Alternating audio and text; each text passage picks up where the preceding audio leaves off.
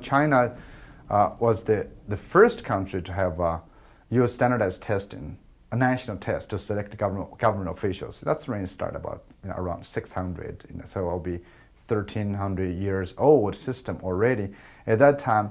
And then the content at that time was basically memorization of the classics. So the test itself had nothing to do with your job. And the test had nothing to do with your practical ability, but it's evolved in the test. It's so-called so fair and transparent. I was quite lucky in a sense. I did not have good education. Therefore, I was not subject to all of those great things that the Chinese system could have done to me, because I grew up in the village. None of my parents actually, neither one of them was literate enough to teach me anything. I was the first in my village to ever get into college. I was the first in my family who ever got into beyond 3rd grade.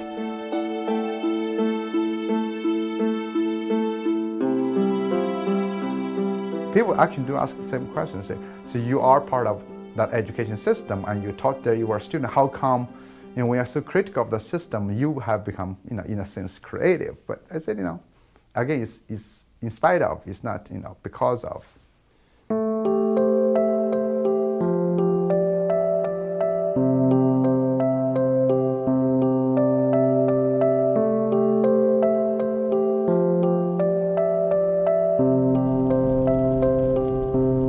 The American education system now is driven by No Child Left Behind and other relevant reforms to push us towards standardization, centralization, and valuing test scores, which actually is, I think, moving America away from the future, because the global economy requires niche talents, requires us people to become artists, become creators, become musicians, become innovators, become people who are genuinely passionate about their work and who also live in a happier life, who understands and respect other cultures. This is just crazy. We're returning all our workers back into lower level, left brain directed workers. Now today you hear a lot of standardization, No Child Behind. Even this big standards movement, national standards, national accountability system. And the argument is that, gravity works the same whether it's in Windsor, Canada, or in Marin County, California. That's very true. However, whether a community wants to or how much they want to emphasize gravity in their lesson is different. Maybe the way you approach it is different. The examples you use is different. How is it relevant to each person is different. So I think we are taken over by this idea about, math works the same way in China works the same way in Florida. That's very true. However, the relevance of that knowledge to the community, to the individual person is different. Therefore, should be approached differently. So education should not be a global thing. You should not have a global standard or national standard. Education should be very relevant locally, individually, and personally. And American youth tradition have that. Now we're actually, again, moving away, which I call the dictatorship or authoritarian approach towards education. If you look at most other countries, China, Japan, Singapore, they're actually trying to move away from the traditional centralized, standardized authoritarian approach toward more autonomous, local control version of education, which allow individuals, parents, schools to define what success means.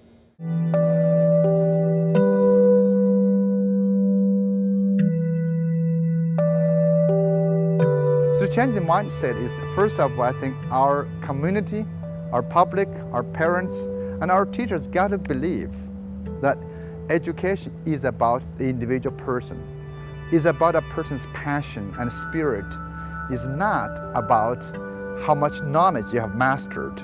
For example, I have passion about, let's say, gaming, which I think can be valuable. But then, however, you try to force me to learn something about physics. You think that's valuable as the system, the government. But I want to pursue gaming, so that's knowledge. Then you drive me to do that. Of course, I will lose passion. It's about preserving the spirit, about respecting the individual. We're fearful of letting go.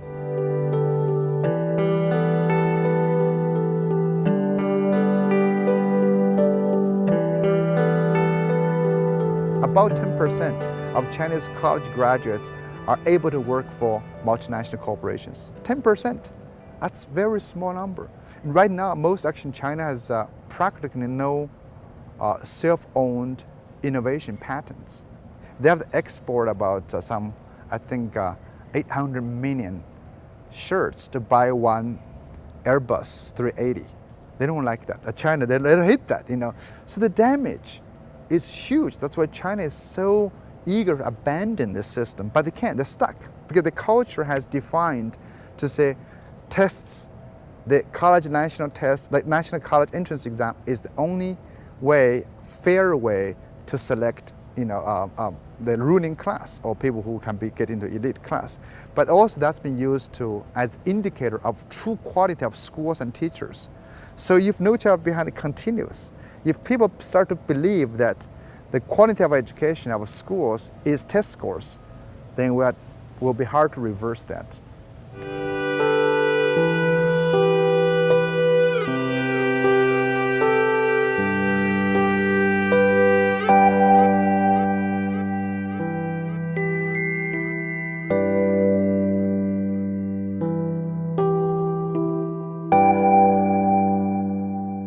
What I would say the strength of American education is celebration of individual talents. Look, just a good example is that my daughter's 5th grade talent show. If you go to elementary schools all over the country in the US, they have talent shows. They may not have talent at all. But what's important in those, I said, that's really the spirit of American education. First of all, you do not prejudge whether the student's talent is valuable or not. You say, come to show it. The second of all, you do not evaluate to say whether your talent is better than others. We give you an award. We do not rank them. We have no criteria, no standard. We just celebrate. The fact you exist, you can bring that in front of an audience is powerful. And students and parents take that very seriously. They find partners, find different props, they dress up, they work very seriously. So that helps children develop a strong belief of themselves, the self-confidence, and the value of themselves. What does that do for a country? It preserves a diversity of talents. And as biodiversity, genetic diversity are vital to the survival of any ecosystem, a diversity of talents helps a country to be vibrant. Imagine if you had just one type of talents, but what if the economy changes? Can the country keep up? It can't. But in the US, we have been able to survive so many different waves of major changes and eventually still stay ahead of the game in the long term. That's number one thing about education. However, we're driving that out because we do not tend to value that as much. No Child Left Behind tells us only to value test scores in certain subjects.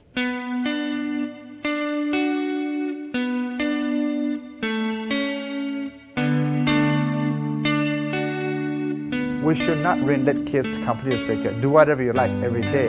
There's certain discipline that all kids have to learn, but that discipline should be connected with the content they're learning, should be connected to their passion. It's experiments. We should allow kids to experience, to fail, and then pick it up again. That's about, again, training a person to be a resilient person, to have discipline. So it's not really the wild, wild west to say, okay, do whatever you like.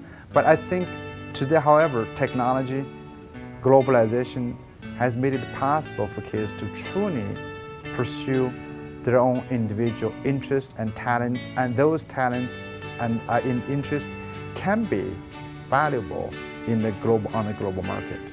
So what I think the federal government needs to do is to say, okay, let's strike this law and to say we still support education, make them into grants to support innovative uses. For example, you're talking about project-based learning. I want to build an arts academy. I want to build an online school for supporting fashion design, another school for supporting kids' passion, let's say, in sports management. So that's how you have to do to support innovative, localized versions of education, which can serve on a global scale. People have this strong belief that art, music, humanities are soft subjects. They're easier.